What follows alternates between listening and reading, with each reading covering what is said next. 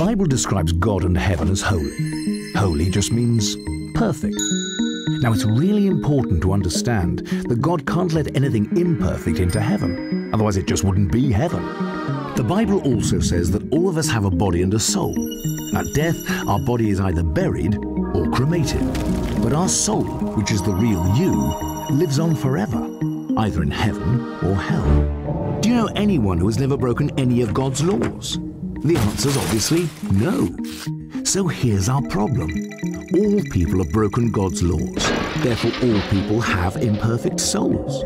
So if at death your soul could either go to heaven or hell, but to get to heaven, you must have a perfect record, and none of us have one, then sadly all of us must be headed for hell. Now that might seem harsh, and you might ask the question, how could a loving God create a place like hell, let alone send someone there? So let's look at it this way. Think of someone you love very much. Now imagine that person is brutally murdered. The police catch the murderer, and the murderer pleads guilty in court. But to your horror, the judge says, "This is a really bad thing you've done. But because I'm a loving judge, I'm just going to let you off." You'd be very angry, wouldn't you? Why? Because you know that when someone has broken the law, they must be punished. Otherwise, there's no justice.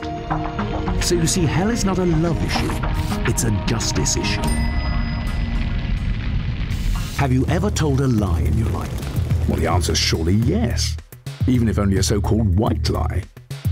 If you've lied once, then you're guilty of being a liar. Have you ever taken anything that's not yours? For example, have you ever gone to work late or left early and got paid for it? Have you ever used the boss's telephone or photocopier without asking permission, or knowingly taken an office pencil home? This is stealing, of course. Most people have taken something that's not theirs, which makes them guilty of being a thief.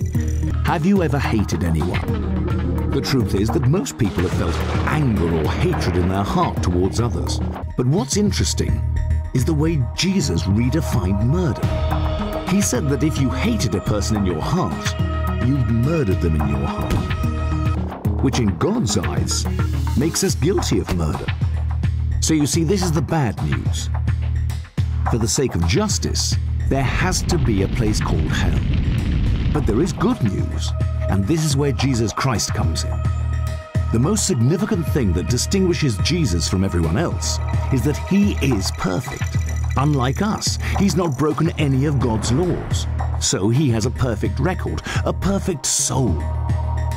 Picture the scene before Jesus came to earth 2,000 years ago. Jesus looked forward in time and saw you here today. He turned to God the Father and asked him, "Father, I love the people in the world, and I don't want them to go to hell for breaking your laws. Is there a way for them to be forgiven?"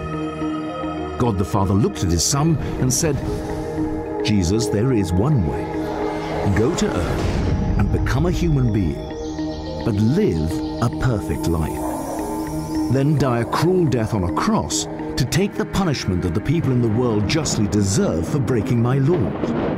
When you do this, I can make it possible for them to be forgiven, and 2,000 years ago, he came to lay down his life for us, to pay the price for all of God's laws that we've broken.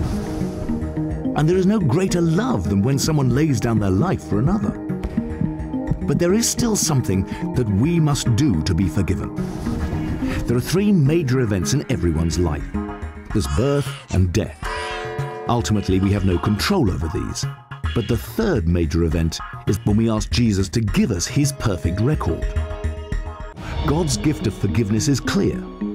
We're not forgiven by being christened or baptized or confirmed. Not even by praying occasionally or going to church, or by believing in God, or by trying to be good.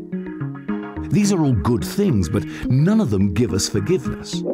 Jesus said that there are two things that we must do to be forgiven. The first is that we must be willing to turn away from anything we know is wrong in our life. The second thing we must do is surrender to Jesus. Now, surrender means this. If God made you, and the entire universe that surrounds you, don't you think he deserves to be the central person in your life? Surrendering to Jesus is when we acknowledge him as our Savior and humble our lives to him in service. When you die, you will go before God on Judgment Day, and Jesus will say to you, "You, my beautiful child, have my perfect record, which I gave you when you turned and surrendered to me on earth, and I forgave you. Welcome to heaven." But say you never turned and surrendered. Think about what would happen. When you die, you'll go before God at judgment, and God will say to you, "I'm sorry, I can't let you enter heaven. I have to send you to hell." So how about you? If you die tonight, where will you go? Remember, to get to heaven, you need a perfect record, which you could never have unless you ask Jesus to give you his. To receive this free gift, you have to do two things. First, be willing to turn away from the wrong in your life. And secondly, surrender to Jesus. Unless you do these two things, it's impossible to be forgiven.